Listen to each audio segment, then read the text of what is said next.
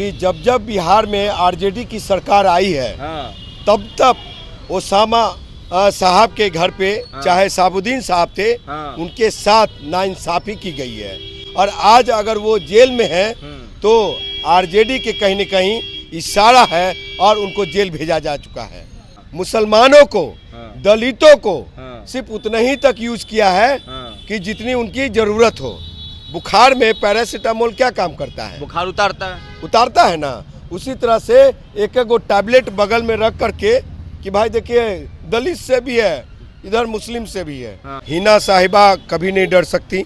उनके साथ पूरा बिहार के अकलियत मुसलमान भाई लोग खड़ा है और उनके लिए जान भी देना पड़ेगा। तो मुसलमान और दलित कभी पीछे नहीं हट सकती क्या? और उनको लड़ाया जाएगा। सिवान से उनको इस बार सांसद बनाया जाएगा क्या? ओसामा साहब के लिए देश का दलित, बिहार का दलित और इंजीनियर राजकुमार पासवान एक दलित पुत्र साथ है। साबुद्दीन साहब के परिवार जिस तरह से बिखर रहे हैं, उनको डराया जा रहा है, ये शोभनीय नहीं है। और दलितों की जातीय जनगणना में जो आंकड़े कम दिखाए गए उससे इन लोग से अलग हो चुके हैं हम लोग। और हम लोग डरने वाले नहीं हैं। हम बिहार में अगर कोई यादव का और अहीर का लाठी को अड़ सकता है, तोड़ सकता है और उसको अगर सही रास्ता दिखा सकता है तो बिहार का पासवान है। हाथी पगलाता है ना तो कौन शांत करता है? कौन? साहबुद्दीन के बेटे ओसामा साहब अभी जेल के अंदर हैं, मगर उनके समर्थक ये कह रहे हैं कि उनको फंसाया गया है, ये साजिश है। तेजस्वी यादव पे आरोप लगते आया है। मगर हमारे साथ पासवान के बड़े नेताओं में से एक इंजीनियर राजकुमार पासवान है। साहबुद्दीन जी जिन्होंने अपनी आखिरी सांस तक राजद का साथ थामा, आज उनके बेटा जेल के अंदर और आरोप सीधा तेजस्वी पे कि खास के फंसाया जा रहा है। देखिए आपको बता दूं कि जब जब बिहार में आरजेडी की सरकार आई है तब तब ओसामा साहब के घर पे चाहे साबुद्दीन साहब थे उनके साथ नाइंसाफी की गई है। और आज अगर वो जेल में है तो आरजेडी के कहीं न कहीं इशारा है और उनको जेल भेजा जा चुका है। मगर ये ऐसे कैसे कि 17% आबादी वाले 17.7% आबादी वाले नेता को अंदर ठूंस दिया गया? साहब सुन लीजिए, ये जो पार्टी है ना यादवों की पार्टी है। माथा पे सब लमटेन बांधा हुआ है। मुसलमानों को दलितों को सिर्फ उतना ही तक यूज किया है कि जितनी उनकी जरूरत हो। बुखार में पैरासीटामोल क्या काम करता है? बुखार उतारता है ना।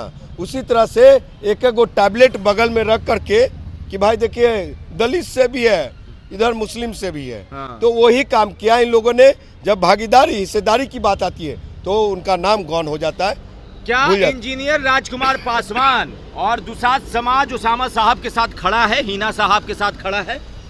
देखिए जब जब अकलियत पे, मुसलमान भाइयों पे कोई आफत आया है तो वहां पे पासवान ही दिखा है। और यहाँ भी ओसामा साहब के लिए देश का दलित, बिहार का दलित और इंजीनियर राजकुमार पासवान एक दलित पुत्र साथ है। हो सकता है कि कल डर जाएंगे, आपको डरा दिया जाएगा। किससे डरेंगे भाई?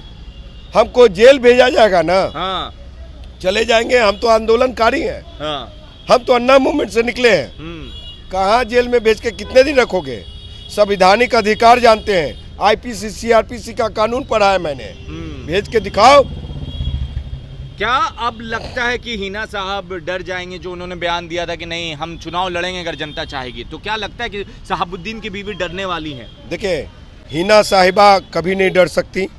उनके साथ पूरा बिहार के अकलियत मुसलमान भाई लोग खड़ा है और उनके लिए जान भी देना पड़ेगा। तो मुसलमान और दलित कभी पीछे नहीं हट सकती क्या? और उनको लड़ाया जाएगा। सिवान से उनको इस बार सांसद बनाया जाएगा क्या? सरकार का ये एक्शन लेना और कहा जिस तरह से आरोप लग रहा है कि ये खासकर फंसाया गया है, 24 में नुकसान करेगा, मुसलमान और दलित नाराज होगा इस चीज से। भाई साहब नाराज हो चुका है। इधर साबुद्दीन साहब के परिवार जिस तरह से बिखर रहे हैं, उनको डराया जा रहा है, ये शोभनीय नहीं है। और दलितों की जातीय जनगणना में जो आंकड़े कम दिखाए गए उससे इन लोग से अलग हो चुके हैं हम लोग। और हम लोग डरने वाले नहीं हैं। हम लोग एक डीएम समीकरण बना रहे हैं। डीएम समीकरण? जी हाँ, दलित मुस्लिम अच्छा और अति पिछड़ा सब लोग मिलकर के और बिहार में एक अलग, सुनिए, लट पिलावन की बात करते हैं। बिहार में अगर कोई यादव का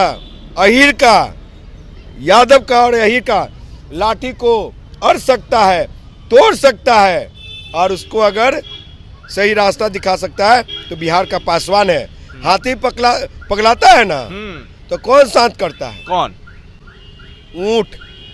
और उसका सारथी जो ऊपर बैठा होता है भाला मारता है। तो वही लाठी तोड़ने के लिए और सही रास्ता दिखाने के लिए बिहार का पासवान खड़ा है। देखिए, बिहार का पासवान समाज खड़ा है उसामा साहब के साथ, और इंजीनियर राजकुमार पासवान ने बहुत सारी बातें कही। आप अपनी राय नीचे कमेंट बॉक्स में लिखें। धन्यवाद।